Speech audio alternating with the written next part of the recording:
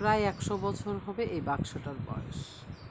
এটা হলো আমার নানার ঘরের এই বাক্সটা। তো আমি গতকাল আমরা নানিকে দেখতে গেছিলাম, তো বললাম যে নানি এটার বয়স কত হবে। পরে বলল তার শাশুড়ি বেঁচে থাকতে এটা বানানো হয়েছে, আলহামদুলিল্লাহ এখনও আছে।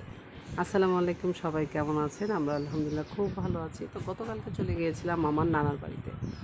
আমার নানা মারা গেছে প্রায় 10 বছর। এই 10 বছরের মধ্যে হয়তো বা একবার কি দুইবার গেছি আমি, ঠিক আমার মনে নেই। আবার গেছিলাম আমার ছোটো নানা যখন মারা যায়, মানে আমার আম্মার ছোটো চাচা, তখন গেছিলাম।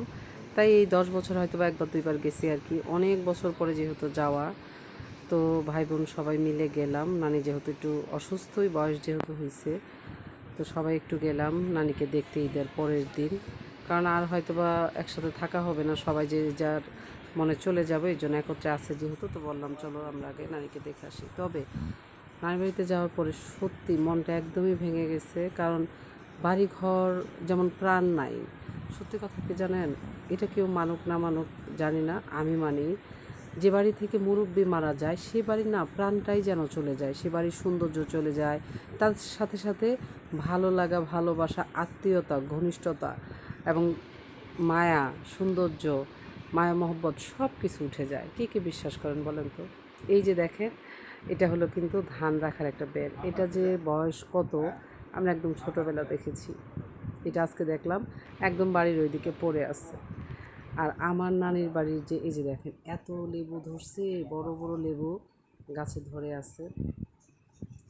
তো নানির বাড়িতে যাওয়ার পর নানির ঘরটা দেখে খুব মনে পড়লো স্মৃতি, যে আমার এটা কিন্তু আমার নানির ঘর। এই ঘর অনেক বছর বয়স, এই নানির ঘরের বয়স কিন্তু অনেক বছর।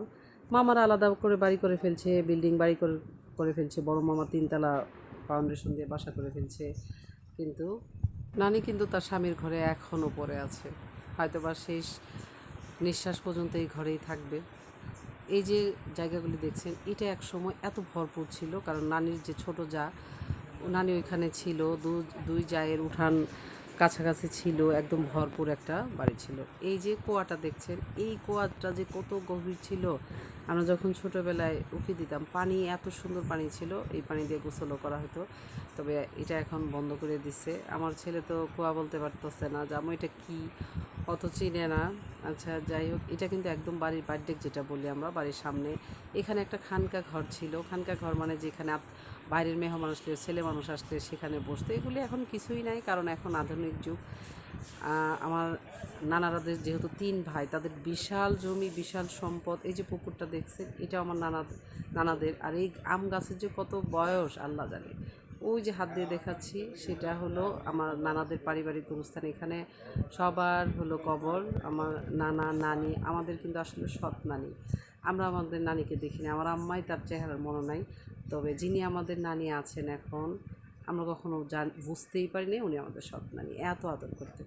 এই যে গাছগুলি, নারকেল গাছগুলি দেখছেন, আমরা ছোটোবেলায় দেখতাম পাখির বাসা ঝুলে ঝুলে থাকতো। ওই যে বললাম মুরব্বীরা নাই আর, এখন বাড়ির সব ভালো লাগা, সব ভালোবাসা, উড়ন্ত পাখিগুলো এসে এখানে বাসা করা সবাই যেন ভুলে গেছে। তো আমার ছেলে হলো বলতেছে আম্মু একটু কমলা উঠাই, তো বললাম এটা কমলা না বাবা, লেবু ছিঁড়ো, সমস্যা নেই। তো একটা লেবু ছিঁড়ে নিচ্ছে। এটা হলো সেই ধান রাখার ডোলাটা, যেটা দেখালাম আপনাদের। দেখেন এটা যে কত পরিচিত, আমরা নানিদের ঘরে প্রায়ই দেখতাম। পরে এই যে আরেকটা মামার ঘর, মানে সিরিয়ালে এত এত মামার ঘর। আমার মা খালারা হলো 6 ভাই বোন, তবে আমার আম্মার যে চাচা আছে তার অনেক ছেলে, একটা মাত্র মেয়ে। আবার আমার আরেকটা চাচা আছে, ছোট চাচা, তারও অনেক ছেলে পেলে। এটা হলো আমার আরেক চাচার বাড়ি। দেখেন এই বাড়িতে আস্তে আস্তে সন্ধ্যা হয়ে গেছে, কারণ অনেক সদস্য যেহেতু বললাম। তো এই যে আমরা বলতেছিলাম সুন্দরী কই তুমি, কারণ আম্মার চাচি মাশাল্লাহ অনেক সুন্দর। তারা কিন্তু প্রত্যেক মৌসুমে হলো যে যে আবাদগুলি করা যায় সব করে। সেহেতু তাদের বাড়ি আপনি বিল্ডিং বাড়ি পাবেন, ঘরের সব ফার্নিচার পাবেন, তবে গুছানো পাবেন না। তো আমরা চলে গেলাম সেই ছোটো নানিকে দেখতে। তাদের দেখেন পুরোটা হলো বারান্দা ভর্তি, যত বড় বাসা অত বড় বারান্দা। কারণ তারা যেহেতু ধানের কাজ করে, বারান্দা বিশাল বড় লাগে, বস্তায় বস্তায় যেহেতু ধান রাখে। আর যেখানে ধান শুকায় দেখেন পুরাটা উঠানের মতো জায়গা, তারা একদম ফ্লোর পাকা, মানে রাইস মিলের মতো পাকা করে ফেলছে। এখানে সুন্দর করে তারা তাদের সুবিধা মতো ধান শুকাইতে পারে। আর গ্রামের বাড়ি মানে বোঝেন তো, যাদের অনেক সম্পদ আছে তারা এসব ব্যাপারই না। তারপরে উঠানে চলে গেলাম, ঘরে বসলাম, টুকটাক কিছু খাওয়া দাওয়া করে নিলাম, কারণ এত বাড়ি, সবার বাড়ি বসে বসে খাওয়া সম্ভব না। তো বললাম যে ভাবি তোমাদের দেখতে আসছি, একটু দেখা করে তারপরে চলে গেলাম আমার বড় মামির বাসায়। কিন্তু এই যে দেখেন গেটের সামনে আসে দাঁড়ায় রয়েছি, তখন রাত হয়ে গেছে। আমার ছেলে কোনোভাবেই ঘরে ঢুকবে না, আমরা সেই ঘরে ঢুকতে পারি নাই। আমরা গেটের সামনে দাঁড়াইছিলাম আর সবাই ঘরে ঢুকে একটু কথা বলে আসছে। তো আমার মামা তো ভাইবে অনেক চেষ্টা করছে, মামা অনেক চেষ্টা করছে আমার ছেলেকে নিয়ে। আমার ছেলে বলতেছে এত মামা কেন তোমার, এত বাড়ি ঘর কেন, এত বাড়িতে আমি যেতে পারবো না, আমি হয়রান হয়ে গেছি। কী আর করার, ছেলেকে একদমই বাসায় নিতে পারলাম না। তারপরে চলে আসলাম।